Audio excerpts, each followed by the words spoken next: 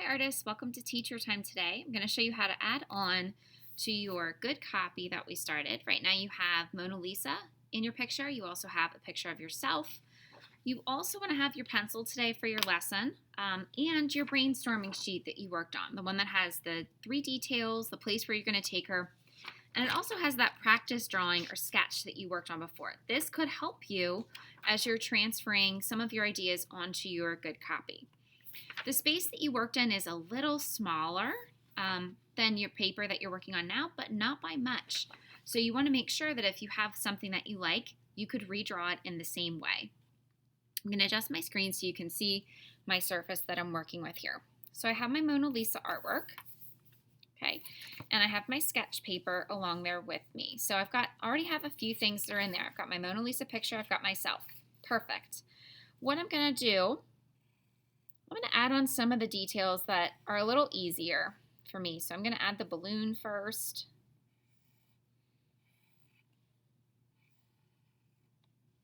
And again, as you're drawing some of these things, you might think of other things that you want to add into your picture. So you can have more than just 3 details. We just want to make sure you have at least 3 details to kind of help tell the story or the picture. I'm going to add Mickey to my shirt. Don't worry about coloring anything in yet or shading anything in with your pencil. We're just using our pencil to draw the lines and the shapes for everything. Okay, so I'm going to have Cinderella's castle.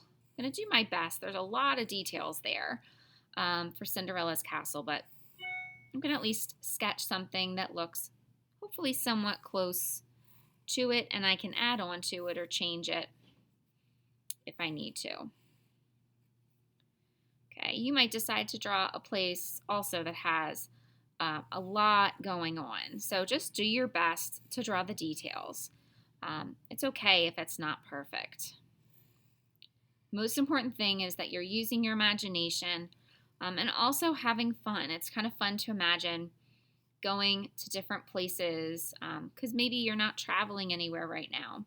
So you can kind of think about maybe the place that you want to go to take Mona Lisa to make her smile is also a place that you're hopeful that you can go to at some point as well.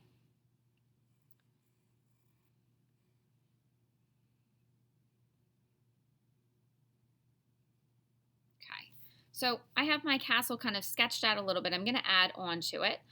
Right now, everything is kind of floating in this space, so I do want to add just kind of a line for the ground around us here. And I'll obviously have to add on to my castle so that it's not just kind of floating in the space there either. That would look strange. Okay, so now what I'm doing now is kind of looking to see where I still have some empty spaces that I could fill in. I've got 2 of my details. I've got Cinderella's castle. I also have my balloon. My 3rd detail was adding Mickey Mouse somewhere or a Disney character. So I'm looking to see where I have room for those details. In my sketch, I put him up in the castle, but you might decide to change your mind when you do your good copy, and that is perfectly fine. Okay, I'm just going to turn my paper around here so I can hopefully draw a little easier. I think what I'm going to do is actually have Mickey kind of in the background here.